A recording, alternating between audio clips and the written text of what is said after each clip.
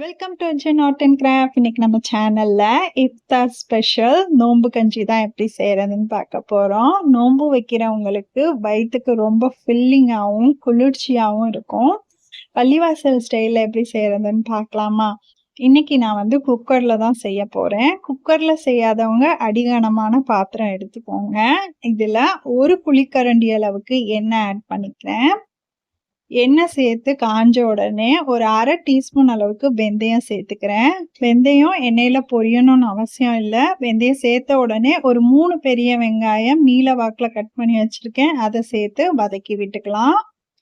நல்லா வதங்கினதுக்கு அப்புறம் வெங்காயம் நல்லா வதங்கி அரோமா ஃப்ளேவர் வர வரைக்கும் வதக்கிக்கோங்க.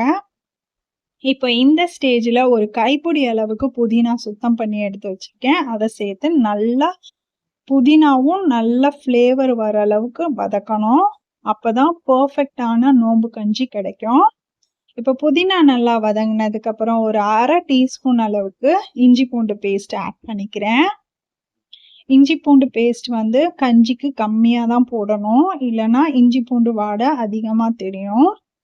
இப்போ இஞ்சி பூண்டு பேஸ்ட் பச்சை வாசனை போனதுக்கு அப்புறம் ஒரு 3 லவங்கம், 2 பட்டை துண்டு, ஒரு ஏலக்காவை நச்சு சேர்த்துருக்கேன். இந்த ஸ்டேஜில் தான் சேர்க்கணும், அப்போதான் பர்ஃபெக்டான கஞ்சி கிடைக்கும் பள்ளிவாசல் ஸ்டைலில். இப்போ இது நல்லா வதங்கினோன்னே ஒரு பெரிய தக்காளி குட்டி குட்டியாக சாப் பண்ணி எடுத்து வச்சிருக்கேன், அதையும் சேர்த்து ஒரு லைட் மிக்ஸ் பண்ணி விட்டுக்கலாம். இப்போ தக்காளி மிக்ஸ் பண்ணதுக்கு அப்புறம் இதில் ஒரு பச்சை மிளகாவை 2 உடைச்சி சேர்த்துக்கிறேன். இதில் மட்டன் மசாலா 1/2 டீஸ்பூன் சேர்த்துக்கிறேன். தேவையான அளவு உப்பு சேர்த்துக்கிறேன். மட்டன் மசாலா தான் சேர்க்கணும், அப்போதான் சூப்பரான கஞ்சி கிடைக்கும். 1/2 உலக்கு பச்சரிசியை மிக்சி ஜாரில் சேர்த்து பொடிச்சிட்டு அதுக்கப்புறம் அது கூட 1/2 உலக்கு பாசிப்பருப்பு சேர்த்து தண்ணியில் ஒரு 20 நிமிஷம் ஊற வச்சு எடுத்து வச்சிருக்கேன். அதை இது கூட ஆட் பண்ணிக்கிறேன். ஊற வச்சு தான் செய்யணுமா அப்படின்னு கேட்டிங்கன்னா, கண்டிப்பாக ஊற வச்சிங்கன்னா சீக்கிரம் குக் ஆகிடும். ஊற வைக்கலன்னா இன்னும் கொஞ்சம் டைம் ஆகும் கஞ்சி வேகிறதுக்கு. இப்போ இதுக்கு உங்களுக்கு எவ்வளோ தண்ணி தேவைப்படுதோ அந்த அளவுக்கு தண்ணி ஊற்றிட்டு உப்பு கரெக்டாக இருக்கான்னு செக் பண்ணிக்கோங்க. கறி போடுறதா இருந்தால் அரிசி போடுறதுக்கு முன்னாடி மசாலாவோட ஒரு 100 கிராம் கீமா சேர்த்து நல்லா வதக்கிட்டு அதுக்கப்புறம் அரிசி போடுங்க. இப்போ மூடி போட்டு ஒரு 5 விசில் வேக விட்டு அதுக்கப்புறம் கேஸ்லாம் ரிலீஸ் ஆனதுக்கப்புறம் ஓப்பன் பண்ணி பார்க்குறேன். இப்போ மறுபடியும் அடுப்பில் வச்சுட்டு ஒரு கொதி வர்ற வரைக்கும் கொதிக்க விடுங்க. நல்லா கலரி விட்டுட்டு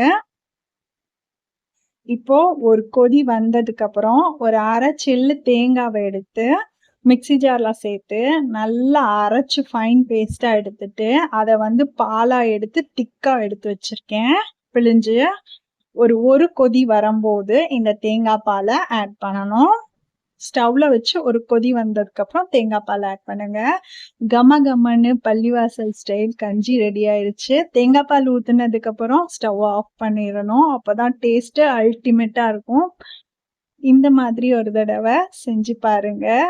கஞ்சி எப்படி வந்துச்சுன்னு சொல்லிட்டு கமெண்ட்ல சொல்லுங்க. இது கூட சுட சுட வடை வச்சு சாப்பிட்றதுக்கு சூப்பரான ஒரு ஃபில்லிங்கான கஞ்சியா இருக்கும். இந்த மாதிரி செஞ்சு பார்த்துட்டு எப்படி வந்துச்சுன்னு கமெண்ட்ல சொல்லுங்க. வீடியோ பிடிச்சா லைக் அண்ட் ஷேர் பண்ணுங்க. உங்க ஃப்ரெண்ட்ஸ் அண்ட் ஃபேமிலிக்கு ஷேர் பண்ணி விடுங்க.